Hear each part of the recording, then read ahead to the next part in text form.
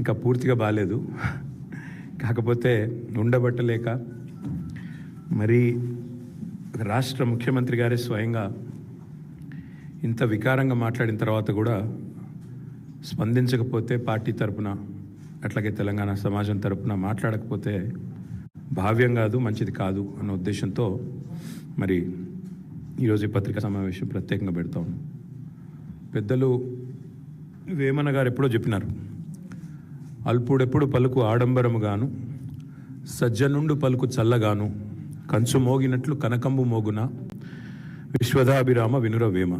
అంటే ఎప్పుడో ఈరోజు కాదు, చరిత్రలో మీరు ఎన్ని చూసినా ఒకటి వాస్తవం, ఎప్పుడైనా సరే చెల్లని నాణానికి చెల్లని రూపాయికి గీతలు ఎక్కువ అన్నట్టు పనిచేయడం చేతగానోళ్ళే ఎక్కువ మాట్లాడతారు, చాలా చిల్లరగా మాట్లాడతారు. అది ఇవాళ మన కర్మ కొద్దీ ఇక్కడ కనబడతా ఉంది తెలంగాణలో. ఒక అల్పుడు, నేను అల్పుడు అంటుంటే మళ్ళీ వేరే అనుకోకండి, వేమన గారు చెప్పిందే చెప్తున్నాం. ఒక అల్పుడు, ఎన్టీ రామారావు గారు చెప్పినట్టు ఒక అంగుష్ట మాత్రుడు, ఒక తుచ్చుడు ఈరోజు ఈ రాష్ట్రానికి ముఖ్యమంత్రిగా ఉండడం అనేది ఈ రాష్ట్ర ప్రజల దురదృష్టం, ఈ రాష్ట్రం యొక్క దురదృష్టం. కానీ ఎంతటి అల్పుడైనా, ఎంతటి తుచ్చుడైనా నిజానికి నేను దరిద్రుణ్ణి అని మెడలో బోర్డు వేసుకుని తిరగడు. కానీ రేవంత్ రెడ్డి గారి స్పెషాలిటీ ఏంటంటే ఆయన మైకు ముందే మాట్లాడుతూ ఉంటాడు. మైకు ముంగటనే నోటికి వచ్చినట్టుగా దివాలా తీశాము, దివాలా తీశాము. ఒకసారి కాదు, ఇది 2.5 సంవత్సరాల్లో ఒకసారి ఎయిడ్స్ రోగి అంటాడు తెలంగాణని, ఇంకోసారి క్యాన్సర్ పేషెంట్ అంటాడు. ఇక దివాలా తీసిందని మాట్లాడిన దివాలా కోరు మాటలకైతే లెక్కనే లేదు. అది చూసిన తర్వాతనే బాధ అనిపించింది. వాస్తవం ఏంటంటే ఇంతటి భావదారిద్ర్యం, ఇంటలెక్చువల్ బ్యాంక్రప్ట్సీ బహుశా దేశ చరిత్రలో ఏ ముఖ్యమంత్రిలో కూడా ఎన్నడూ చూసి ఉండం. అయ్యా మీరు మీ అదృష్టం బాగుంది, జాక్పాట్ కొట్టారు, ప్రజలు మార్పు అని మీరు చెప్పిన డైలాగులు విశ్వసించారు, మీకు అవకాశం ఇచ్చారు. 50% మీ పరిపాలన 30 నెలలు అయిపోయింది. 50% మీకు ఇచ్చిన అవకాశం పోయింది, అయిపోయింది. ఇప్పటికైనా 4 మంచి మాటలు, మీ ప్రభుత్వంలో మీరు ఏం చేశారో, ప్రజలకు మీరు ఇచ్చిన హామీల్లో ఎన్ని నెరవేర్చారో, లేదైనా ఒక జిల్లాకి పోతే ఆ జిల్లాకు మీరు చేసిన అభివృద్ధి, మీ వల్ల జరిగిన మంచి పనులు అవి చెప్తారేమో అని చూస్తాం. కానీ ఇంత ఇంటెలెక్చువల్ బ్యాంక్రప్ట్నెస్, ఇంత భావదారిద్ర్యం, రాజకీయ భావదారిద్ర్యం, ఇంత విచిత్రమైన పరిస్థితి బహుశా భారతదేశంలో ఏ రాష్ట్రంలో ఏ నాయకుడు, ఎంతోమందిని చూసాం, ముఖ్యమంత్రుల్ని, ప్రధానమంత్రుల్ని, కానీ ఎవరిలో ఇంతటి భావదారిద్ర్యం ఏమైతే చూడలేదు. కూర్చున్న అదంటారు చూడండి, తింటున్న పళ్ళెంలోనే మనుబోసుకున్నట్టు, తింటున్న అన్నంలోనే ఉంచినట్టు, నువ్వు నడుపుతున్న రాష్ట్రాన్ని తిట్టడం ఏం దరిద్రం? అది నాకు అర్థం కాదు. నీవే కదా ప్రభుత్వానికి అధినేత, నువ్వు రాష్ట్రానికి ముఖ్యమంత్రి, నువ్వు. సరే, ఇంకా ఎన్ని రోజులు ఆ విషయం చెప్పే పని మాకైతే అర్థం కావట్లేదు. నేను ఆయన మాట్లాడిన మాటలు, ఢిల్లీకి పోతే ఇజ్జత్ లేదు, ఆయనే చెప్తాడు ఢిల్లీకి పోతే అక్కడ గౌరవం లేదు, ఇజ్జత్ లేదు అని. మరి 72 సార్లు ఎందుకు పోతున్నావు? ఏ ముఖ్యమంత్రి ఇంతవరకు సాధించిన రికార్డు నువ్వే సృష్టించినావు. 30 నెలల్లో 72 సార్లు అంటే సగటున నెలకు కనీసం 2.5 సార్లు ఢిల్లీకి పోతా ఉన్నావు. ఎవరు రమ్మంటున్నారు నేను? మరడా ఎందుకు పోతున్నావు? ఢిల్లీలో ఇజ్జత్ లేకపోతే ఎందుకు పోతున్నావు అని అడుగుతా ఉన్నా. వాస్తవానికి నిన్న రేవంత్ రెడ్డి గారు ఎన్ని చెప్పినా ఒకటి వాస్తవం. నా తెలంగాణ కోటి రతనాల వీణ అని దాశరథి గారు ఏదైతే ఆనాడు నిజామాబాద్ జైలు గోడల మీద రాశారో, అలాంటి తెలంగాణ కోటి రతనాల వీణ మాత్రమే కాదు, ఇప్పుడే మా శ్రీనివాస్ యాదవ్ గారు చూపెడుతున్నారు, 1 కోటి ఎకరాల మాగాని అని చెప్పి, మాగాణం అని చెప్పి రుజువు చేసింది కేసీఆర్ గారి నాయకత్వం. దానికి సాక్ష్యం ఇది. నేనేది ముఖ్యమంత్రి గారి లాగా నోరేసుకొని ఊరికైనా లెక్కలు లేకుండా, పత్రాలు లేకుండా మాట్లాడలేదు. This is statistics from government, Telangana Markfed నుంచి, తెలంగాణ ప్రభుత్వ వెబ్సైట్ నుంచే తీసుకుని, directorate of economics and statistics మీరు చూడొచ్చు. 2014-15లో మన రాష్ట్రంలో మొత్తం ఆ రోజు ఎన్ని హెక్టార్లలో సాగు అయ్యేది అంటే 26,13,000 హెక్టార్లు మాత్రమే. 14-15 అంటే తెలంగాణ వచ్చిన రోజు, కేసీఆర్ గారు గద్దెనెక్కిన రోజు. కేసీఆర్ గారు గద్దె దిగిన రోజు 2023-24 59,89,89 హెక్టార్లు. అంటే 1 కోటి ఎకరాల మాగాణం పెరిగింది కేసీఆర్ గారి పరిపాలనలో. 1 కోటి ఎకరాలు అదనంగా సాగులోకి వచ్చిన మాట వాస్తవం. ఇక దానికి ప్రతిఫలంగా ఏముంటుంది మీకు? సహజంగా పంటల ఉత్పత్తి ఎంత పెరిగింది చూడొచ్చు. ఇదంతా అఫీషియల్ స్టాటిస్టిక్స్. తెలంగాణ వచ్చినాడు, కేసీఆర్ ప్రభుత్వం వచ్చినాడు, ఆ రోజు కేవలం 24,29,000 మెట్రిక్ టన్నులు ఆ రోజుల్లో, ఇది మార్క్ఫెడ్ ఇది లెక్క. మరి ఆ రోజు ఉత్పత్తి అవుతే దిగిపోయిన నాడు ఎంత? మళ్ళీ మోర్ దెన్ డబల్. ఇవన్నీ కూడా మీకు ఇస్తాను, చూసుకోవచ్చు. సీజన్ వైజ్ ఎంత పెరిగింది, సాగు ఎంత విస్తీర్ణం జరిగింది, ఎంత పెరిగింది, పంటల ఉత్పత్తి ఎట్లా పెరిగింది, ఇవన్నీ లెక్కలతో సహా మాట్లాడతాం. పరిస్థితి ఇట్లా ఉంటే రేవంత్ రెడ్డి గారు మరి ఎందుకు ఇట్లా మాట్లాడుతున్నారు? ఎందుకు పదే పదే పదే పదే తెలంగాణ రాష్ట్రాన్ని అవమానిస్తున్నారు? మాకు అర్థం కావట్లేదు. అసలు ఢిల్లీకి ఎవరు రమ్మన్నారు నిన్ను? ఎవరు బతిమలాడుతున్నారు ఢిల్లీకి రానాయన? నిన్ను ఇక్కడే ఉండు, 2.5 ఏళ్ళు ఇక్కడే ఉండి పరిపాలించు. ఆ మూటలు మోయకుండా, లుచ్చా మాటలు మాట్లాడకుండా మాట్లాడు, మంచి మాటలు మాట్లాడి 1,000 కోట్ల రూపాయలు ఢిల్లీలో సమర్పించుకోకుండా ఇక్కడే ఉండి మాట్లాడు. ఇంకా చండాలమైన మాట, తెలంగాణ వాళ్ళు అనగానే అసహించుకుంటున్నట. ఆయన అంటున్నాడు నిన్న, తెలంగాణ వాళ్ళు అనగానే అసహించుకుంటున్నారు. అసహించుకునేది నువ్వు చేసిన దివాలాకోరు రాజకీయం, నువ్వు చేసిన వెధవ పనులు, ఓటుకు నోటు కేసులో దొరికిపోయిన విధానం, ఇవన్నీ నేను చూడగానే గుర్తొస్తున్నాయి. దొంగను చూసినట్టు చూస్తున్నారు. అవును, చూస్తారు. దొంగను దొంగలాగానే చూస్తారు, ఇంకోలాగా చూడరు. దొరను దొరలాగానే చూస్తారు, దొంగను దొంగలాగానే చూస్తారు. That is the world. ఇవాళ వాస్తవం ఏంటి అంటే తెలంగాణను చూసి ముక్కున వేలేసుకుంటున్నారు, తెలంగాణను చూసి ఆశ్చర్యపోతున్నారు. కేంద్రం సహకరించకపోయినా, ఎట్లా తెలంగాణ వాళ్ళు ఒక జాతీయ ప్రాజెక్ట్ ఇవ్వకపోయినా ఇంత సాగు విస్తీర్ణం ఎట్లా పెరిగింది, ఇన్ని పంటలు ఎట్లా అద్భుతంగా పండిస్తున్నారు తెలంగాణ రైతులు, ఏం మ్యాజిక్ చేసింది తెలంగాణ? పీయూష్ గోయల్ మాటలు చెప్పాలంటే క్యా చమత్కార్ కరే భయ్ తుమ్ లోగ్ అన్నాడు. అది ఇవాళ తెలంగాణను చూసి దేశం ఆశ్చర్యపోతున్న తీరు. అసలు కేంద్రం సహకరించనే లేదు మేము 10 ఏళ్ళు ఉంటే. కానీ ఒక నేషనల్ ప్రాజెక్ట్ స్టేటస్ ఇవ్వకపోయినా అవతల వేరే రాష్ట్రాల్లో దశాబ్దాలుగా ప్రాజెక్టులు ఇంకా ములుగుతూ నడుస్తున్నా ఇక్కడ 4 ఏళ్లలోనే ప్రపంచంలోనే అతిపెద్ద లిఫ్ట్ ఇరిగేషన్ ప్రాజెక్ట్ కట్టింది తెలంగాణ. అది చూసి ఆశ్చర్యపోతున్నారు దేశం అంతా. నిన్నగాక మొన్న కదా మేఘాలయ ముఖ్యమంత్రి వచ్చి కమాండ్ కంట్రోల్ సెంటర్ చూసి, బా ఎంత అద్భుతంగా ఉంది ఇది, నాకు స్వయంగా ఫోన్ చేసిండు. కాన్రాడ్ సాంగ్మా నాకు మిత్రుడు కాబట్టి ఫోన్ చేసి మరి ఏం అద్భుతం కట్టినారా కేసీఆర్ గారి విజన్, మీరు గవర్నమెంట్లో లేకపోవచ్చు కానీ మీ పరిపాలన ఫలితాలు ఇంకా కనబడతానే ఉన్నాయి, అద్భుతంగా ఉందని చెప్పి మరి ఇవాళ కాన్రాడ్ సంగ్మా లాంటి నాయకులు మాట్లాడుతున్నారు. సూపర్ స్టార్ రజనీకాంత్ ఏమన్నాడు హైదరాబాద్కి వచ్చి, ఇది హైదరాబాదా న్యూయార్కా అన్నాడు, యాదికుందా? ఫాక్స్కాన్ చైర్మన్ ఏమన్నాడు, ఇది ఇండియానేనా అన్నాడు. గట్ల ఆశ్చర్యపోతున్నారు తెలంగాణను చూసి. నీలాంటి సన్నాసికి అర్థం కాకపోవచ్చు తెలంగాణ గొప్పతనం కానీ తెలంగాణ యొక్క ఎదుగుదల కానీ నీకు జీర్ణం కాకపోవచ్చు. నీ అజీర్తి వల్ల వచ్చిన ఇబ్బందుల్లో నువ్వు మాట్లాడుతుండొచ్చు. కానీ ఒకటి వాస్తవం, 10 ఏళ్లలో కేసీఆర్ ఒక సింహంలాగా పరిపాలించి నా రాష్ట్రం, నా సొంత రాష్ట్రం, నేను పోరాడి తెచ్చిన రాష్ట్రం అన్న దాంతో పట్టుదలతో, ప్రేమతో, దార్శనికతతో కష్టపడి పనిచేసి అందరిని ఒప్పించి మెప్పించి నిర్మాణాలు చేసిండు కేసీఆర్. నీ వల్ల, నీకున్న ప్రాబ్లం వల్ల సహజంగా నిన్ను చూడంగానే పారిపోతారు, నిన్ను చూడంగానే అవమానిస్తారు, నిన్ను చూడంగానే ఒక దొంగ వచ్చిండ్రా అనుకుంటారు. అది నీ కర్మ, మేమేం చేయలేం దానికి. ఇవాళ తెలంగాణ వాస్తవంగా చెప్పాలి అంటే అప్పులు కాదు మేము చేసింది, ఎంత అప్పు అని వీళ్ళ దోస్తే అడిగండి, ఎవరో కాదు. వీళ్ళ దోస్తు ఒక ఆయన ఉన్నాడు, చీకటి స్నేహితుడు, మాధవనేని రఘునందన్ రావు అని ఎంపీ, బీజేపీ ఎంపీ, చీకటి దోస్తు రేవంత్ రెడ్డి. ఆయనతో నేను అడిగిపించిండు, ఏంది అసలు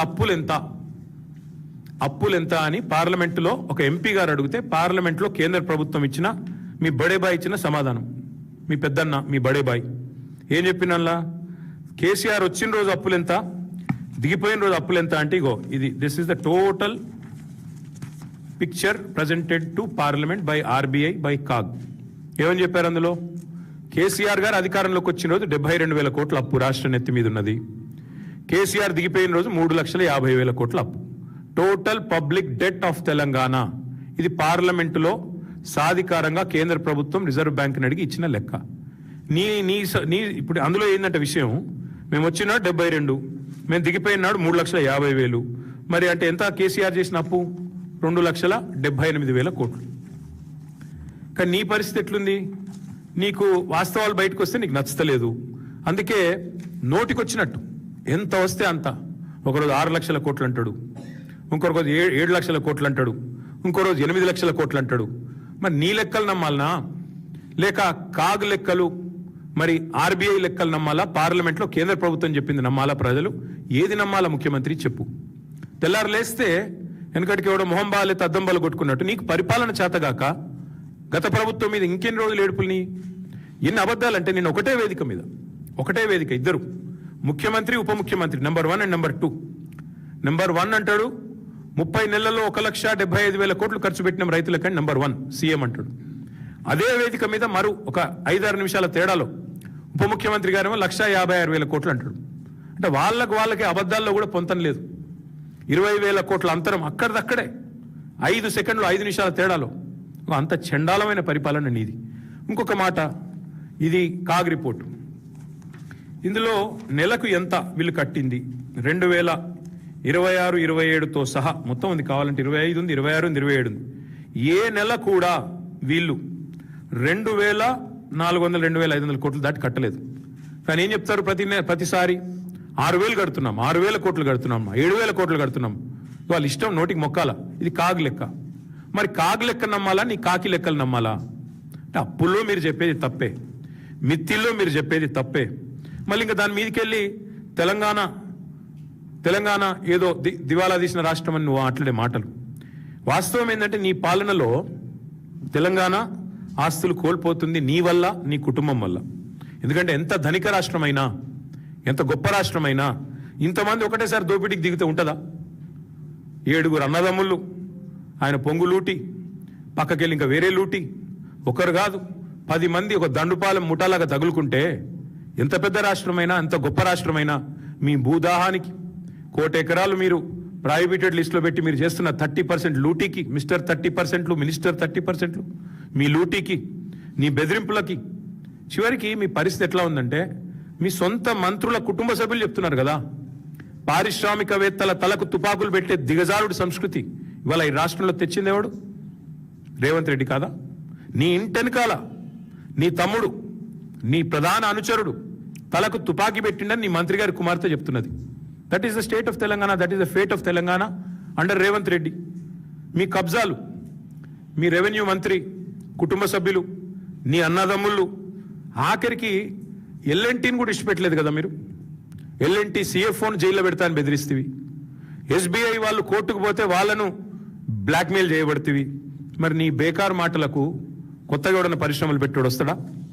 అందుకే నేను అనేది రేవంత్ రెడ్డి గారు, మీరు రాహుల్ బంధు బంద్ చేసి, పొంగులేటి బంధు బంద్ చేసి, బ్రదర్స్ బంధు పథకం బంద్ చేస్తే అన్ని సెట్ అవుతాయి. బ్రదర్స్ బంధు, పొంగులేటి బంధు, రాహుల్ బంధు, రైతు బంధు లేనేలేదు కదా ఈ రాష్ట్రంలో. ఇది వాస్తవం. ఇంకొక మాట కూడా నేను చెప్పేది వారికి, అప్పుల విషయంలో నువ్వు చెప్పేది శుద్ధ తప్పు. అట్లాగే మీరు నెల నెల కడుతున్న మిత్తిల విషయంలో నువ్వు చెప్పేది శుద్ధ తప్పు. సంపద విషయంలో కూడా నువ్వు చెప్పేది శుద్ధ తప్పు. తెలంగాణ వచ్చినాడు నెలకు తెలంగాణ యొక్క రెవెన్యూ 2014లో మేము అధికారంలోకి వచ్చిన కొత్తలో నెలకు 4,000 కోట్లు మాత్రమే తెలంగాణ రెవెన్యూ. అదే మేము దిగిపోయినాడు నెలకు 18,500 కోట్ల రెవెన్యూ పెంచి, అంటే 4.5 లక్షల కోట్లున్న జిఎస్డిపిని, గ్రాస్ స్టేట్ డొమెస్టిక్ ప్రోడక్ట్ని 15 లక్షల కోట్లకు తీసుకుపోయి, అంటే రాష్ట్ర సంపద పెంచి 4,000 కోట్లు నెలకు వచ్చే పరిస్థితి నుంచి 18,500 కోట్లకు తీసుకొచ్చి నీ చేతిలో పెట్టినాం. మరి ఇంకా కూడా సిగ్గు లేకుండా అప్పుల మీద తప్పే నువ్వు చెప్పేది, తప్పుడు ప్రచారం. సంపద మీద నువ్వు పెంచేది తప్పుడు మాటలే, సంపద మీద చెప్పేది తప్పులే. ఈ అన్నింటికి మించి మళ్ళీ రైతు బంధు విషయంలో కూడా మీరు నిన్నటికి నిన్న మీరు మాట్లాడిన దిగజారుడు మాటలు 1-2 కాదు, ఎన్ని తప్పుడు మాటలు నిన్న కూడా. రాష్ట్రంలో అంటే ఈయన వచ్చినాకనే రైతులకి ఏదో గొప్ప పని చేసినాడంట. ఏం గొప్ప పని చేసినావా నువ్వు? వాళ్ళ రాష్ట్రంలో ఏ రైతును అడుగుదాం చెప్పు. ఎంత మీరు ఎగ్గొట్టింది ఎంత? ఇంతవరకు ఈ రోజు వరకు కాంగ్రెస్ ప్రభుత్వం వచ్చిన తర్వాత ఎగ్గొట్టింది ఎంత అంటే అక్షరాల రైతులకి, ఓన్లీ రైతులకు నేను చెప్పేది, వేరే వాళ్ళకి కూడా కాదు, 1,13,000 కోట్లు రేవంత్ రెడ్డి గారి ప్రభుత్వం ఎగవేసిన సొమ్ము ఎంత అయ్యా అంటే ఓన్లీ రైతాంగానికి 1,13,000 కోట్ల రూపాయలు. ఎట్లా ఎగవేతల ప్రభుత్వం ఎగ్గొట్టిన పైసల లెక్క ఎట్లా అంటే, రైతు బంధు పేరిట మీరు ఎగనామం పెట్టింది సరిగ్గా 30,000 కోట్లు. ఓన్లీ రైతు బంధు పేరిట మీరు ఎగ్గొట్టింది 30,000 కోట్లు. కౌలు రైతులది కూడా కలిపితే మీరిచ్చిన హామీయే కదా 100 రోజుల్లో కౌలు రైతులకు కూడా ఇస్తామని. కౌలు రైతులది కూడా కలిపితే 22,500 కోట్లు. 30,000 భూ యజమానులకు, కౌలు రైతులకు 22,500 కోట్లు. రుణమాఫీ, మీ కథ గుర్తుండాలి. రుణమాఫీది బ్యాంకర్లను అడిగితే 50,000 కోట్లు అన్నారు రుణమాఫీకి. ముఖ్యమంత్రి గారు వెంటనే 4 రోజుల్లోనే మాట మార్చి నాలుక మడతబెట్టి 50,000 కోట్లు కాదు, 1 సంవత్సరం కావాలంటే అన్ని వీడియోలు ఉన్నాయి, ప్లే చేయమంటే కూడా చేస్తా. 1 సంవత్సరం కడుపు కట్టుకుంటే 40,000 కోట్లు ఎడమ చేత్తును కట్టేస్తా అన్నాడు. అంటే ముఖ్యమంత్రి లెక్క 40,000 కోట్లు. క్యాబినెట్కి వచ్చే వరకు 31,000 కోట్లు అయింది రుణమాఫీ. అక్కడికి వెళ్ళి బడ్జెట్కి వచ్చే వరకు 26,000 కోట్లు అయింది. చివరికి వాళ్ళు చెప్తున్న లెక్క నిజమే అనుకుంటే కూడా అల్టిమేట్గా ఆగింది 20,000 కోట్ల కాడికి. వ్యవసాయ మంత్రి గారి లెక్క 20,000 కోట్లు. ఒక్కొక్కరిది ఒక్కో పాట.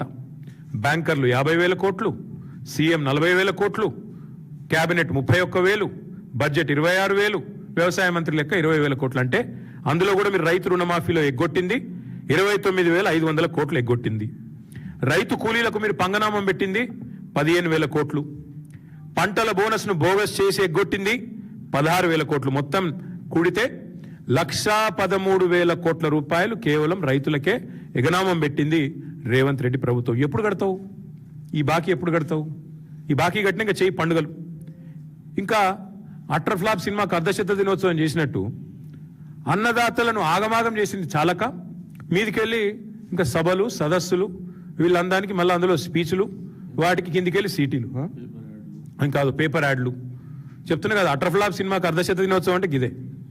బలవంతంగా జాకీలు పెట్టి లేపుతుంటారు చూడు, బాగుందా బాగుందా అని. వాళ్ళది వాళ్ళే మళ్ళీ డబ్బా కొట్టుకున్నాడు గట్ల. ఏం వెరగబెట్టినావు నువ్వు అసలు రైతులకి? ఏం చేసినావు చెప్పు. ఇన్ని రోజులు 2.5 ఏళ్లలో చేసింది ఒకసారి చెప్పు, మేము కూడా విని తరిస్తాం అందరం కూడా. అంటే ఎట్లా తయారైందంటే ఇప్పుడు నిజంగా అబద్ధం చెప్పడం అనేది ఆయన జన్మ హక్కు. అబద్ధం ఆయనకు ఆరో ప్రాణం.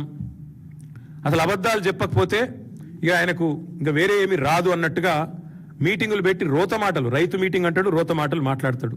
ఇంకా అందులో కొన్ని మధ్యలో గరికపాటి లాగా, ఆ గరికపాటి పెద్ద ఆయన ఉంటాడు ఒక ఆయన, చాగంటి గారు లాగా, గరికపాటి గారు లాగా మధ్యలో ప్రవచనాలు చెప్తున్నాడు. ఏమని? అధికారం శాశ్వతం కాదు. ఖచ్చితంగా నీకు చెప్తున్నా, నీకు శాశ్వతం కాదు, నీకు ప్రతిపక్ష పాత్ర కూడా మిగిలదు భవిష్యత్తులో. ఆ పరిస్థితి తప్పకుండా రాబోతా ఉంది. ఇంకా విచిత్రం ఏంటంటే అసలు 22 మార్చ్, ఎక్కువ రోజులు కూడా కాలేదు, ఈ సంవత్సరమే 22 మార్చి నాడు చెప్పాడు రేవంత్ రెడ్డి గారు యాసంగి పంటకు సంబంధించి, యాసంగి రైతు బంధుకు సంబంధించి 45 రోజుల్లో మొత్తం రైతు బంధు వేస్తా అన్నాడు. మార్చి 22 నాడు చెప్పిండు. 45 రోజుల్లోనే కంప్లీట్ చేస్తా అన్నాడు. 100 రోజులు అయిపోయింది. మరి 2 ఎకరాలకు వేసిండు, చేతులు దులుపుకున్నాడు, అయిపోయింది, పారిపోయింది, మళ్ళీ పత్తలేడు. మళ్ళీ నిన్న చెప్తా ఉన్నాడు 9,000 కోట్లు. నాకైనా ఇంకొక అనుమానం వచ్చింది నిన్న కొంతమంది మిత్రులతో మాట్లాడినా.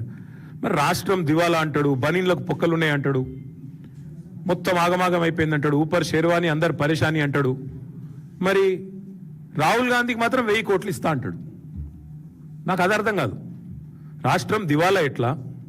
రైతు బంధుకు పైసలుండవు ఎట్లా? రిటైర్డ్ ఉద్యోగులకు పైసలుండవు ఎట్లా? పిల్లగాళ్ళకు ఫీజు రీయింబర్స్మెంట్ ఇచ్చేందుకు పైసలుండే ఎట్లా? దేనికి పైసలు లేవు, నన్ను దొంగను చూసినట్టు చూస్తున్నారు. అవన్నీ డైలాగులు బాగానే ఉన్నాయి. మరి రాహుల్ గాంధీ కాడికి వచ్చే వరకు మాత్రం అవసరమైతే 1000 కోట్లు ఇచ్చేస్తా. ఎక్కడి నుంచి వస్తున్నాయి 1000 కోట్లు మరి రాహుల్ గాంధీ కాడికి? ఇంకా విచిత్రమైన మాటలు ఆయన మాట్లాడుతుంటే ఆయనలో నిజంగా ఒక అపరిచితుడు ఏమైనా దాగి ఉన్నాడేమో, ఈ మనిషికి ఏమైనా మానసికమైన జబ్బు ఉందేమో అనుమానం కూడా వస్తూ ఉంది మాకు ఆయన మాట్లాడుతున్న మాటలు. ఎందుకంటే పరస్పర వైరుధ్యం ఉన్న మాటలు. అప్పుడే ఇట్లా అంటాడు, అప్పుడే అట్లా అంటాడు. ఆయనే చెప్తాడు ఇంకోది, అవసరమైతే ఒక్కొక్క రైతుకు 10 లక్షలు వేస్తా ఖాతాల్లో అంటాడు. మళ్ళీ అప్పుడే బీదరుపులు అరుస్తాడు. అప్పుడే అప్పు పుడతలేదంటాడు, కానీ 4 లక్షల కోట్లు అప్పు చేసిండు. కేసీఆర్ ప్రభుత్వం మొత్తం 2,80,000 కోట్లు అప్పు చేస్తే 10 ఏళ్లలో 2.5 ఏళ్లలోనే పూర్తి స్థాయిలో మరి 4 లక్షల కోట్లు అప్పు చేసిండు రేవంత్ రెడ్డి గారు. ఇలా 3 పంటలకు రైతు బంధు ఇవ్వాలని చెప్పి మాట్లాడిన మనగాడు ఇవాళ ఆయననే 4 పంటలకు ఎగ్గొట్టిండు. ఇప్పుడు మాట్లాడుతూ ఉన్నాడు పెద్ద పెద్ద మాటలు రైతు బంధు గురించి. ఇంకొక మాట నేను అడుగుతా ఉన్నా, చర్చ పెడదాం రా అంటాడు. చెప్పు, మేము రెడీగా ఉన్నాం. అసెంబ్లీలో పెడతావా? అసెంబ్లీలో పెడతావా? ప్రెస్ క్లబ్లో పెడతావా? లేదా నీ జూబ్లీ హిల్స్ ప్యాలెస్కి రమ్మంటావా? కట్టినావు కదా 200 కోట్లతో బోడీ పెవిలియనో ఆడ పెడతావా? ఏడ పెడతావో చెప్పు, వస్తాం. చెప్పు. విచిత్రమైన మనిషిన అప్పు పుట్టట్లేదు, పైసలు లేవు అంటాడు, కానీ 200 కోట్ల రూపాయలతో అందాల పోటీలు నిర్వహిస్తాడు. 200 కోట్లతో పిల్లలతో ఆయనకి ఇష్టమైన ఫుట్బాల్ ఆటలు ఆడేసుకుంటున్నాడు మెస్సీనో పిలిచి. 5 కోట్ల రూపాయలతో ఆయన ఫుట్బాల్ ఆడుకోవడానికి గ్రౌండ్ కట్టుకున్నాడు. అట్లాగే ఆయనకి ప్రగతి భవన్ అంటే అంత అద్భుతమైన కార్యాలయం కట్టిస్తే దాన్ని వదిలేసి ఇవాళ మరి చాలా విచిత్రం, చాలా విచిత్రమైన పరిస్థితి. ఆయన అంటాడు ప్రగతి భవన్ వదిలేసి అక్కడ 200 కోట్లు పెట్టి ఇంకో క్యాంప్ కార్యాలయం కట్టిండు 200 కోట్లతో. దాని కాంపౌండ్ నిర్మాణానికి 19 కోట్లట. కాంపౌండ్ వాల్ నిర్మాణానికి 19 కోట్లు, మొత్తం 200 కోట్లు. కానీ అర్ధరాత్రి పోయి దొంగచాటుగా గృహప్రవేశం. తప్పు చేయకపోతే బాధాప్త చేయొచ్చు కదా. అర్ధరాత్రి గృహప్రవేశాలు ఎందుకు మీరు మీ శ్రీమతి? అదే ప్రైవేట్ ఇల్లులాగా. అంటే ఎంత చెండాలం. అందుకే అంటున్నాను నేను, ముఖ్యమంత్రి విసిరిన సవాలుకు నేను రెడీ. మా పార్టీ తరఫున నేను వస్తా. చేసేదే చెత్త పాలన, దాని మీదకి చర్చ అంటాడు. వెల్కమ్. వరంగల్ చౌరస్తాలో పెట్టుకుందామా? ఎక్కడైతే నువ్వు రైతు డిక్లరేషన్ అని చెప్పి నువ్వు మీ రాహుల్ గాంధీ వచ్చినరో అక్కడికి వస్తావా? పెడదామా చర్చ? లేదా అశోక్ నగర్ చౌరస్తాలో పెడదామా? 2 లక్షల ఉద్యోగాలని చెప్పి రాహుల్ గాంధీ డైలాగులు కొట్టిన అశోక్ నగర్ చౌరస్తాలో పెడతావా? తెలుసుకుందామా? రైతు మీదైనా నిరుద్యోగుల మీదైనా దేని మీదైనా సరే టాపిక్ నీ ఇష్టం, ప్లేస్ నీ ఇష్టం, డేట్ కూడా నీ ఇష్టం. చేతనైతే నువ్వు వస్తావా? నీ రాహుల్ గాంధీ వస్తాడా? ఎవరు వస్తారో రండి. తప్పకుండా మిమ్మల్ని గనక అక్కడ గణాంకాలతో సహా మీ తప్పులు బయట పెట్టకపోతే, మిమ్మల్ని మీ పరిపాలన యొక్క వైఫల్యాన్ని నగ్నంగా నిలబెట్టకపోతే అశోక్ నగర్ చౌరస్తాలో వరంగల్ చౌరస్తాలో శాశ్వతంగా రాజకీయాల నుంచి తప్పుకుంటా. సవాల్కు సిద్ధమా? స్వీకరిస్తావా? అంటే ఒక్కటంటే ఒక్కటి చేయకుండా, రైతు డిక్లరేషన్లో ఒక్కటంటే ఒక్క మాట కూడా చేయకుండా ఇష్టం వచ్చిన మాటలు, ఇష్టం వచ్చిన డైలాగులు, చండాలపు మళ్ళీ కూతలు, కారు కూతలు. అందుకే నేను అనేది, ఛాలెంజ్ చేస్తే నిలబెట్టుకునే దమ్ముండాలి. రేవంత్ రెడ్డి గారికి ఏంటంటే అలవాటు, సవాల్ అంటాడు పారిపోతాడు. కొడంగల్లో 2 సార్లు చేసిండు, ఇప్పటికి 3 సార్లు. జిహెచ్ఎంసీలో మేము గెలిస్తే రాజకీయాల నుంచి తప్పుకుంటా అన్నాడు 2015లో. మేము గెలిచినాం, 99 కొట్టినాం, పారిపోయినాడు. కొడంగల్లో నేను ఓడిపోతే రాజకీయ సన్యాసం చేస్తా అన్నాడు 2018లో. ఓడిపోయాడు, ఇంట్లో కూర్చున్నాడు. 3 నెలల్లోనే సిగ్గుదప్పి మళ్ళీ పార్లమెంట్లో నిలబడ్డాడు. మళ్ళీ ఈ మధ్యనే ఒకసారి అన్నాడు, రైతును రాజు చేసుకుంది ఎవరో తెలుసుకుందాం రా, దమ్ముంటే రా నువ్వు ప్రెస్ క్లబ్కి అన్నాడు. నేను సరైన పోయి ప్రెస్ క్లబ్లో కూర్చుంటే నేను కళ్ళు కాంపౌండ్కు రాను అని ప్రెస్ మిత్రులను కూడా, మీ ప్రెస్ క్లబ్ను కూడా అవమానించే విధంగా దాని మీద కూడా మాట్లాడినాడు. ఇక ఇంకా చెప్పుకుంటే చాలా ఉంది. కానీ నేను మీ అందరితో చేస్తున్న ప్రార్థన ఒకటే, ఇవాళ రేవంత్ రెడ్డి గారి పరిపాలనలో ముఖ్యంగా ఈ మూర్ఖపు ముఖ్యమంత్రి గారి మాటలు వింటున్న రైతులు ఎవరైతున్నారో వారు బాధపడతా ఉన్నారు. ఎందుకంటే వారికి అర్థమైపోయింది ముఖ్యమంత్రి గారికి సభలు పెట్టడం, అది కూడా ఎకరానికి ఒక సభ, 1 ఎకరానికి రైతు బంద్ చేస్తే దానికి ఒక సభ, సభలు పెట్టడం, రోత మాటలు మాట్లాడడం, బూతులు తిట్టడం తప్ప ఆయనకి ఏమి చేత కాదని అర్థమైపోయింది. ఒకవైపు రైతులు ఏడుస్తున్నారు రోడ్ల మీద పడి, ఆ యూరియా యాప్ తీసేయండి నాయన, ఏమీ దౌర్భాగ్యం, మా దగ్గర కనెక్టివిటీ ఉండదు, స్మార్ట్ ఫోన్లు ఉండయి, ఆ యాప్ ఏంది, దాని లొల్లేందని నిజామాబాద్లో, కరీంనగర్లో రైతులు ధర్నాలు చేస్తున్నారు రోడ్ల మీద.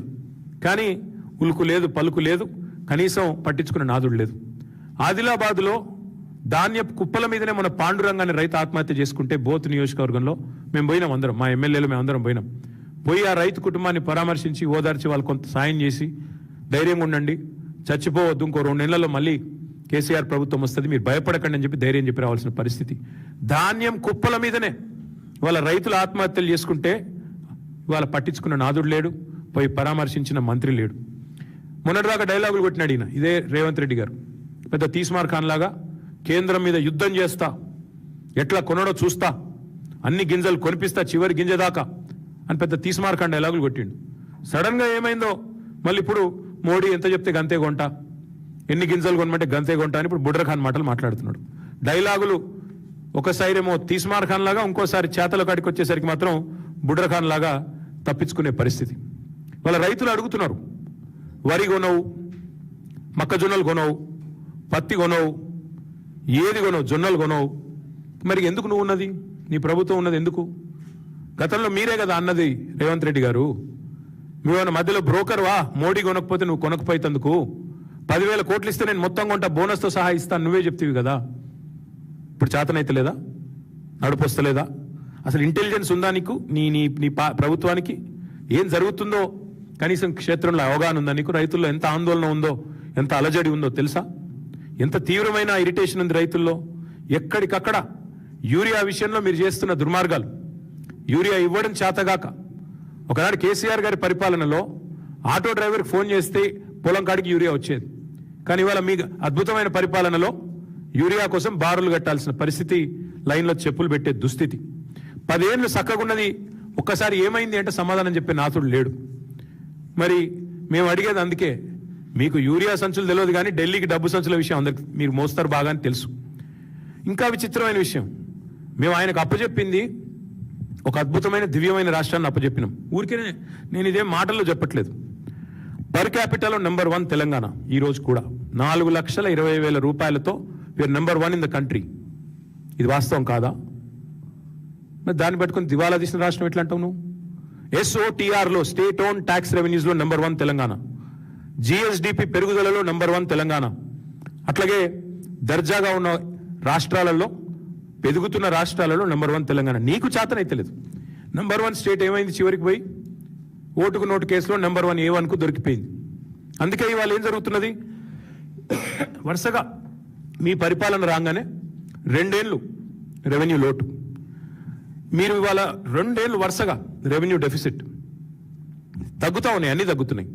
నేను ఆయన మాట్లాడుతుంటే ఇంకా ఆశ్చర్యం అనిపించింది నాకు. అన్ని రంగాలలో ఆయన ఏదో దివ్యంగా నడుపుతున్నట్టు ఆయన మాట్లాడుతుంటే, ఇవాళ మొత్తం GSTలో down, stamps and registrations down, motor vehicles sales tax down. అన్ని రంగాలలో వైఫల్యం నీది కదా. ఒక్క మందుగమనం తప్ప మిగతా అంతా మందగమనమే కదా. ఇది వాస్తవం కాదా? నేను ఆయన మాట్లాడుతున్నాడు, లిక్కర్ ఏదో బాగా పెరిగింది కేసీఆర్ టైంలో. ఇలా నేను అడుగుతున్నా, మరి నీ ప్రభుత్వంలో నీకు అంత ఇంట్రెస్ట్ ఉంటే బంద్ చేయి. మొత్తం బెల్ట్ షాపులు మూసేయి, మద్యపాన నిషేధం పెట్టి నేను ఎవడాపుతున్నాడు పెట్టు. అంత బాగా ఇబ్బంది ఉంది కదా నీకు. ఇది చేత కాకుండా ఇష్టం వచ్చిన మాటలు ఏం చేసినావు నువ్వు? అడ్డగోలుగా అప్పులు తెచ్చావు 4 లక్షల కోట్లు. అడ్డంగా ఎక్కడికక్కడ భూములు అమ్ముతున్నావు. అందులో మొత్తం సగం మళ్ళీ నీ అనుయాయులకు, నీ బ్రదర్స్కు, ఇవన్నీ కూడా.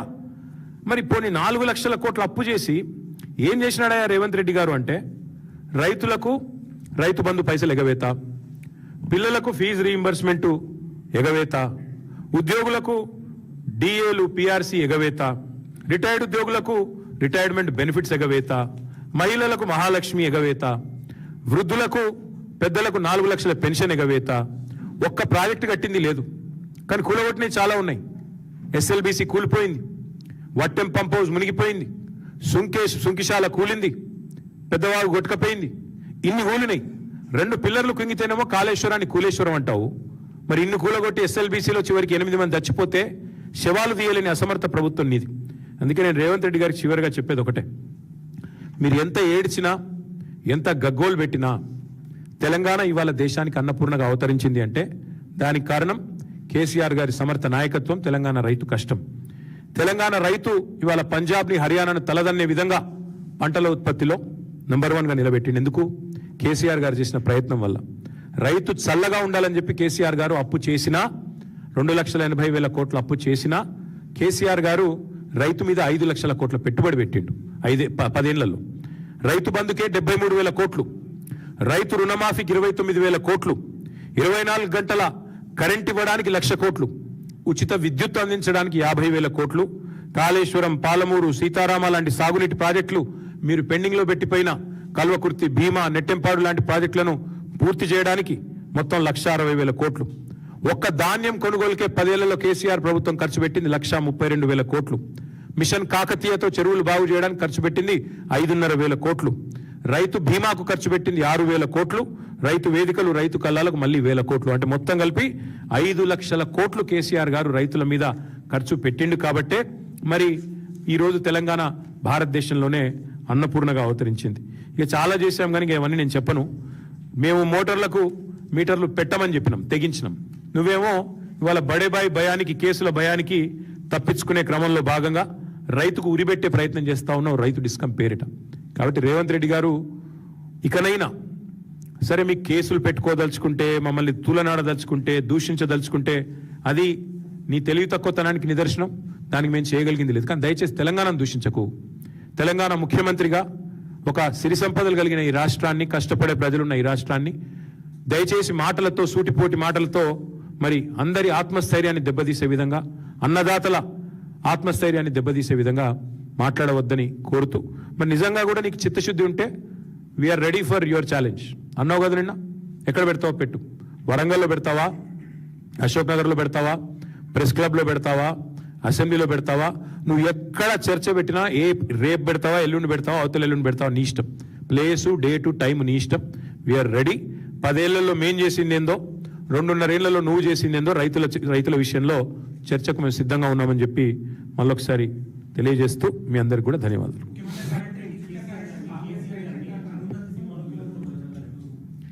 ఎట్లా చూస్తాం బ్రదర్, బాహుబలి సినిమాలో చివరికి బల్లాల దేవుడికి ఏ గత అయిందో ఆయనకు కూడా గదే గత అవుతుందని చెప్తాను. ఆయన భాషలో ఆయనకే చెప్పాలి కదా. ఇక అంతకంటే ఎక్కువ ఆయనకి చెప్పేది ఏం లేదు. ఒక మూర్ఖుడు, ఆయనకి ఎంత చెప్పినా అంతే, ఆయన మారడు, మాకు తెలుసు. కానీ చివరికి ఏ గతి పట్టాలో, హిట్లర్కి ఏ గతి పట్టిందో ఆయనకు కూడా అదే పడుతుంది. ఇదివరకు కూడా చెప్పాను నేను మీకు. ఇదివరకు కూడా ఏం చెప్పాను మీకు, కలాం గారు ఏం చెప్పారు, కలలు కనండి, కథలు చెప్పకండి. అర్థమైంది కదా. అదే మాట ఆయనకు అర్థమయ్యే భాషలో చెప్పాలని నాకు ఉంది, కానీ వద్దు.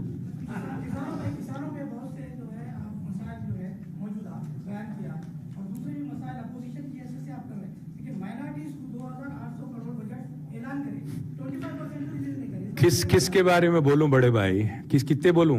इसलिए हम एक काम कर रहे हैं, किसानों के बारे में जो इन्होंने वादा किया और धोखा दिया, उसको लेके हम किसान डिक्लेरेशन पे वारंगल में एक मीटिंग करें.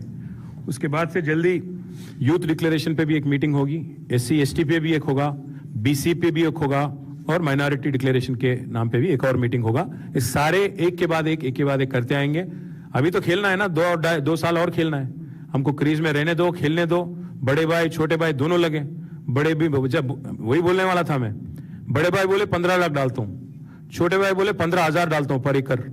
ना बड़े भाई कुछ दिए, ना छोटे भाई कुछ दिए. दोनों के साथ मुकाबला और कोई कर रहा, लड़ाई कोई कर रहा, जिद्दोजहद कोई कर रहा, तो सिर्फ और सिर्फ KCR साहब और उनके हमारे KCR साहब के शागिर्द जो हम लोग हैं, हम ही लोग कर रहे हैं. आप हमें सपोर्ट करिए और भी मजबूती से लड़ेंगे आगे जाके. కాంగ్రెస్ ఉన్నప్పుడు ఉచిత కరెంట్ ఎక్కడదా, ఉత్త కరెంట్ అదంతా. అప్పుడు కరెంట్ ఎక్కడది అసలు. మేము అధికారంలోకి వచ్చినాడు ఉన్నదే 7,000 మెగావాట్లు. ఇక ఆడ కరెంటే లేకపోతే ఉచితం ఎక్కడిది, అనుచితం ఎక్కడిది, ఏది లేదు, అంతుతుంది. ఇచ్చింది 2 గంటలు 3 గంటలు ఎక్కువ. దానికి మళ్ళీ బిల్డప్ ఒకటి. 24 గంటల కరెంట్ ఇచ్చిందే మొట్టమొదటిసారి భారతదేశంలో వ్యవసాయానికి 24 గంటలు ఉచితంగా ఇచ్చిన ఒకే ఒక్క నాయకుడు కేసీఆర్. ఎస్, ఆ రోజు ఉచిత కరెంట్ కాంగ్రెస్ పెట్టిన రోజు, డాక్టర్ వైఎస్ రాజశేఖర రెడ్డి గారు ప్రవేశపెట్టిన రోజు ఈయన ఏం మాట్లాడిండో అసెంబ్లీలో యాదికుందా. మా నాయన గారు చచ్చిపోతే ఈయననే మాట్లాడిండు, ఎవడో కాదు, ఇదే రేవంత్ రెడ్డి. కావాలంటే మీరు తీపిచ్చి చూసుకోవచ్చు. మా నాయన చచ్చిపోతే నీళ్లు పోసుకొని కూడా మోటారు పనిచేయలేదు, మరి ఇవాళనేమో కాంగ్రెస్ గురించి గొప్పగా చెప్తున్నాడు. ఆ రోజు మా నాన్న చచ్చిపోతే నీళ్లు నెత్తిమీద చల్లుకుందామంటే నీళ్లు లేవు, బాయికాడ స్నానం చేయాలంటే నీళ్లు లేవు, చివరికి నెత్తిమీద నీళ్లు చల్లుకొని వచ్చినా అని చెప్పిండు. మరి అందుకే అన్న నేను అపరిచితుడు అని. ఆయన పరస్పర వైరుధ్యం ఉన్న మాటలు. రేవంత్ ఏం మాట్లాడినా గతంలో దానికి ఉల్టా ఆయన మాట్లాడిందే మీకు దొరుకుతుంది, ఎక్కువసేపు పట్టదు. ఆ జులై సినిమాలో బ్రహ్మానందం ఉంటాడు, ఒక దొంగ, దొరికిపోవడం ఆయన స్పెషాలిటీ అనమాట. రేవంత్ రెడ్డి గారు ఏం మాట్లాడినా 5 సెకండ్లలో దొరుకుతాడు మళ్ళా. కాబట్టి అది గుర్తుపెట్టుకోండి. వస్తూనే ఉన్నాం కదా. కేసీఆర్ గారు ఎప్పుడు రావాలో ఆయనకు తెలుసమ్మా. నేనేమంటున్నా అంటే, రేవంత్ రెడ్డి గారికి మా పార్టీ తరఫున పాపం ఆయనకి బాధ ఏంటంటే, ఒక ఐడెంటిటీ క్రైసిస్లో ఉన్నాడు. వాస్తవం చెప్తున్నా మీకు, అసలు విషయం చెప్తున్నా. ఆయన బాధ ఏంటంటే, ఎదురుగా కేసీఆర్ ఉంటే నా పర్సనాలిటీ కూడా ఏమైనా ఎలివేట్ అవుతుందేమో, ఒక ఇన్ఫీరియారిటీ కాంప్లెక్స్ ఏదో ఆయనకు ఉంది. ఎదురుగా కేసీఆర్ గారు వస్తేనే నన్ను ఎవడన్నా దేక్తాడు యువతల, లేకపోతే మేము తిడుతుంటే ఆయనకు అర్థమైతలేదు. మేము మాట్లాడుతుంటే, మేము ప్రశ్నలు లేవనెత్తుతుంటే ఆయన ఎక్కడో ఇన్ఫీరియారిటీ కాంప్లెక్స్లో కొట్టుమిట్టాడుతూ ఉన్నాడు. అంటే ఇంకా విచిత్రమైన విషయం, నిన్న ఆయన మా జగదీష్ రెడ్డి గారిని పట్టుకొని మాట్లాడుతున్నాడు ఆయన హైట్ గురించి. అరే నువ్వు క్యాబినెట్ మీటింగ్లో డబుల్ కుర్చీలు వేసుకొని కూర్చొని నువ్వు కూడా మాట్లాడతావు, నాకు అర్థం కాదు హైట్ గురించి. అది నాకదే అర్థం కాలేదు. అంటే ఇంత ఐడెంటిటీ క్రైసిస్ ఏంది, ఇంత ఇన్ఫీరియారిటీ కాంప్లెక్స్ ఏంది. అయినా మా జగదీష్ రెడ్డి గారు కరెక్ట్గా చెప్పిండు, హైటు ఇవన్నీ కూడా నువ్వు చేసే పనులు బట్టి ఉంటాయి. నువ్వు మంచి పనులు చేస్తే చాలా మేరు పర్వతం అంత పెద్దగా కనబడతావు.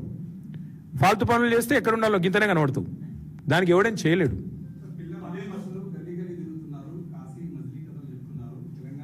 ఇప్పుడు రేవంత్ రెడ్డి గారు చెప్పే స్పీచ్ మొత్తం వినాల్సి రావడం మీ కర్మ, నేనేం చేయలేను. అంతకంటే నేను నాకు ఆ కర్మ పట్టలేదు.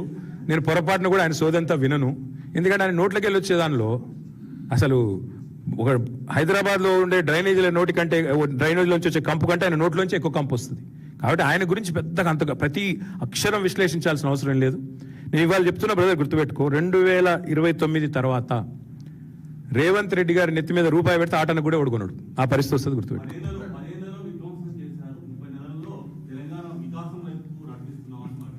అదే వికాసం అంటే బ్రదర్, ఆయన దృష్టిలో ఏంటంటే అనుముల బ్రదర్స్ వికాసం, ఆయన దృష్టిలో ఏమంటే పొంగులూటి వికాసం, ఆయన దృష్టిలో ఆయన మంత్రివర్గ సహచరులు వికసించడం.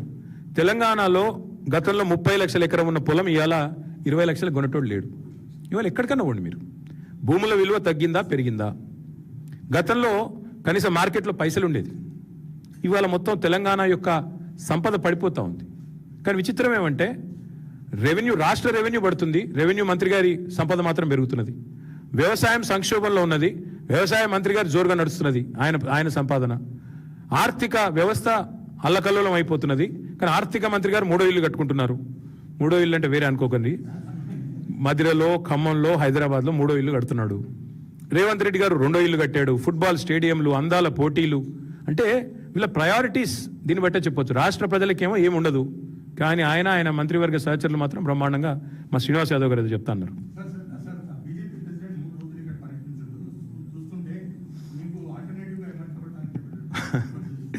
ఎవరి ప్రయత్నాలు వాళ్ళు చేసుకోనండి బ్రదర్, మాకేం పోయింది. ఆయన వచ్చాడు పోయాడు, ఏం చెప్పాడో చెప్పాడు, మాకేమి. Yes yes sir.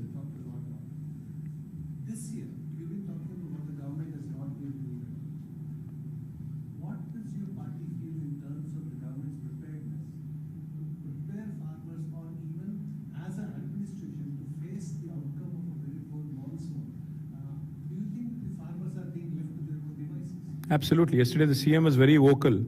He said the farmers have to reconsider their options. That's all he said.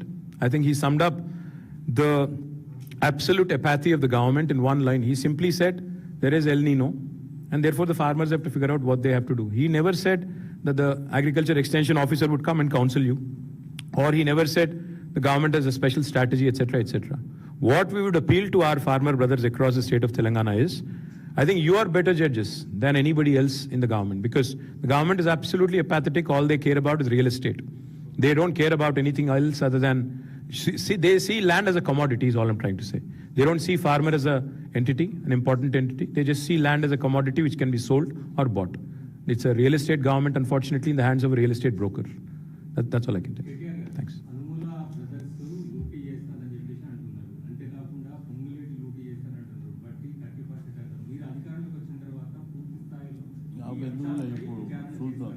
తప్పకుండా ఒకటి మాత్రం జరుగుతుంది బ్రదర్, మేము కక్షపూరిత రాజకీయాలు గతంలో 10 ఏళ్ళు చేయలేదు, రేపు కూడా చేయం. కానీ నేరస్తులు, నేరం చేసిన వాళ్ళు తప్పకుండా చట్టం తన పని మాత్రం తను చేస్తుంది. అది జరుగుతుంది, మీరు చూడండి. సీక్రెట్ మీటింగ్ అయింది బ్రదర్. అక్కడ మాకు ఇన్ఫర్మేషన్ ఉంది. కృష్ణా నదిని, గోదావరి నదిని ఇవాళ రేవంత్ రెడ్డి గారి ప్రభుత్వం చాలా, మన హరీష్ రావు గారు కూడా మాట్లాడినట్టున్నారు, చాలా స్పష్టమైన ఎజెండాతోనే ఇవాళ ఒక గురుదక్షిణ కింద అప్పచెప్పే పనిలో ఉన్నాడు రేవంత్ రెడ్డి. వాళ్ళు పెట్టిన గవర్నమెంట్ అడ్వైజర్ చెప్తున్నాడు కదా. ఇప్పుడు ఇదే గవర్నమెంట్ అడ్వైజర్ ఆదిత్యనాథ్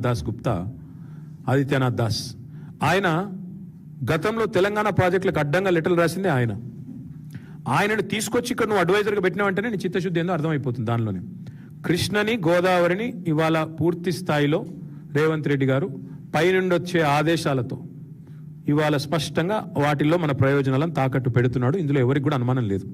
ఖచ్చితంగా దాన్ని గురుదక్షిణ కింద సమర్పిస్తున్నాడు. సీక్రెట్ మీటింగ్ జరిగింది కర్ణాటకలో, వాళ్ళు ఏం చెప్తే అది గంగిరెద్దులాగా తలుపుతున్నాడు. ఇది వాస్తవం. హరీష్ రావు గారు మనం వివరంగా చెప్పారు, మళ్ళీ ఒకరోజు ఇంకా వివరంగా చెప్పమంటే వారు మళ్ళీ చెప్తారు మీకు. Thank you. ఇక మళ్ళీ చెప్తా ఎందుకు ఈరోజు. ఇక లాస్ట్ మాట ఇది. అసలు ఒక ప్రైవేట్ కంపెనీ నెత్తిన ఉన్న అప్పు 14,000 కోట్ల అప్పు ఏ కారణం చేత మీరు రాష్ట్ర ప్రభుత్వం నెత్తి మీదకి తీసుకొచ్చారో, రాష్ట్ర ప్రజల నెత్తిన రుద్దారు అని నేను అడిగితే దానికి కేంద్రం చెప్పింది అంటాడు. నేను సూటిగా రేవంత్ రెడ్డి గారిని ఒకటే అడుగుతున్నా.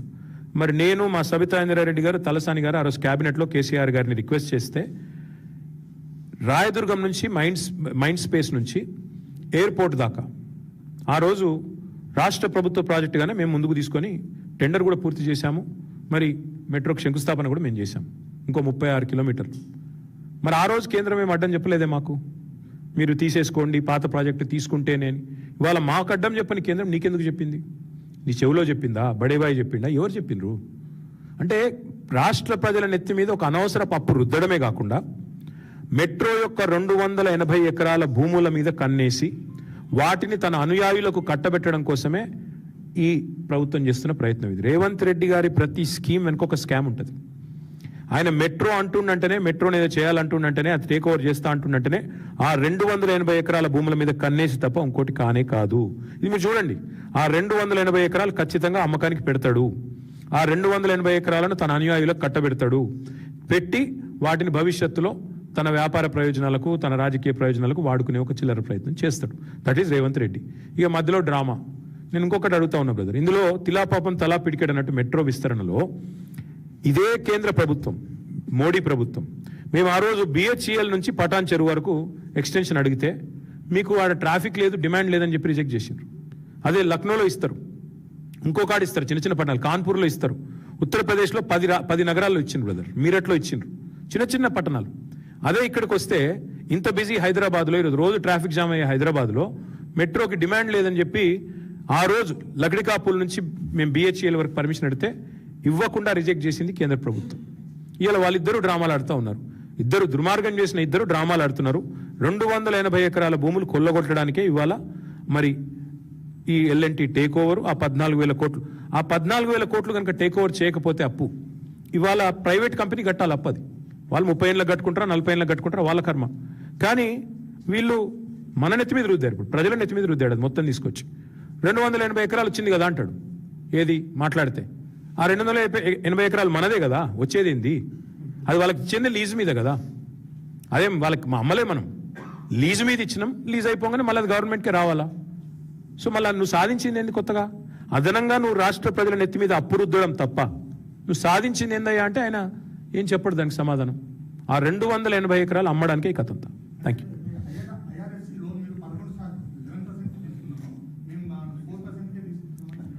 అయ్యా ఆ రోజు ఇప్పుడు నేను నిజంగానే ఒక మాట అడుగుతా రాహుల్ భాయ్, మా గవర్నమెంట్లో 10 ఏళ్ళు ఉంటే దాదాపు 8.5-9 ఏళ్ళు రామకృష్ణారావు గారే ఫైనాన్స్ సెక్రటరీ. ఆయన అంత అద్భుతంగా పనిచేస్తుండేనే కదా నువ్వు చీఫ్ సెక్రటరీ పెట్టుకున్నావు. ఎవరు తెస్తారండి అప్పులు? కేసీఆర్ గారు పోయి ఇంట్రెస్ట్ రేట్ బేరం ఆడతాడా? అధికారులు పోతారు, మాట్లాడతారు, తెస్తారు. This is the best proposal sir మా ముంగట పెడతారు, క్యాబినెట్ ముంగట. అధికారులు ఏదైతే గైడ్ చేస్తారో దాన్ని బట్టి బెస్ట్ ట్రై చేయండి, ఇది కాకపోతే ఇంకో ట్రై చేయండి అని చెప్తాము. మరి అదే రామకృష్ణారావు గారు ఫైనాన్స్ సెక్రటరీగా చేసిన నిర్ణయాన్ని నిజంగా తప్పైతే చర్య తీసుకో ఆయన మీద. నిన్నటిదాకా నీ చీఫ్ సెక్రటరీ ఆయనే కదా, ఎట్లా మాట్లాడతారు నాకు అర్థం కాదు, అర్థం పర్థం లేకుండా.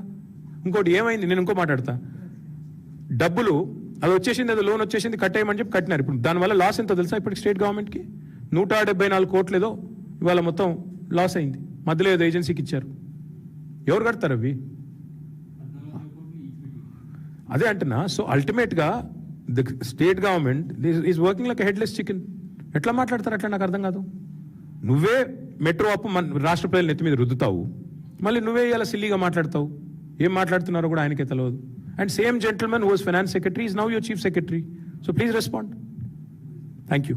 Now is also adviser and I believe.